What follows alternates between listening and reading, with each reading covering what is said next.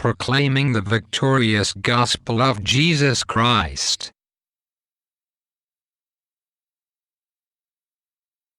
It's important for one to know what he believes, but it's more important for one to know why he believes it. Here is the divine alternative to fear-based Christianity accompanied by paranoia over everything that happens in the world.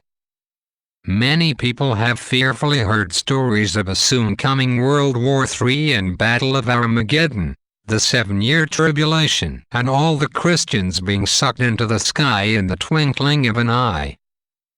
They have no expectation for the future because some in the church have told them that their only hope is being raptured out.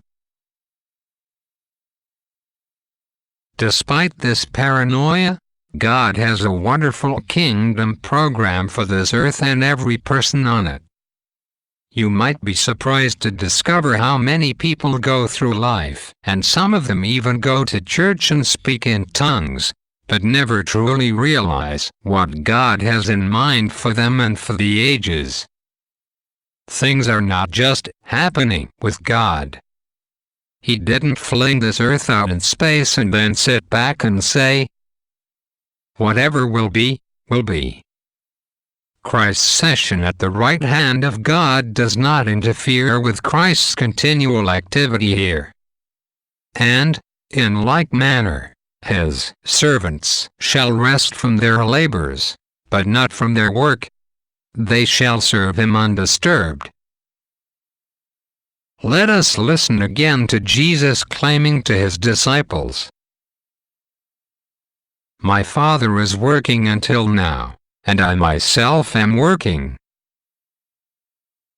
Today, if you hear his voice, do not harden your heart, and you will begin to see yourself as a vital part of that plan and purpose, that what he has planned and purposed for your life will not be defeated or stopped. You will then begin to walk forth in victory and in life. This comes only as we bring our lives into conformity with God's priorities.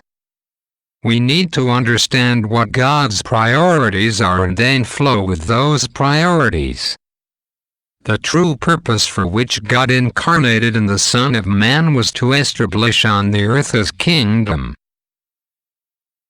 And his ultimate purpose is that the kingdoms of this world shall experientially become the kingdoms of our God and his Christ. That is the plan of the ages. The prayer that Jesus taught us to pray, and which vast multitudes unheedingly repeat by rote, says, "Thy kingdom come, thy will be done." Where? On earth as it is in heaven. So what does it take to bring heaven on earth? This comes only as we bring our lives into conformity with God's priorities. We need to understand what God's priorities are and then flow with those priorities. The kingdom of God is the power to transform.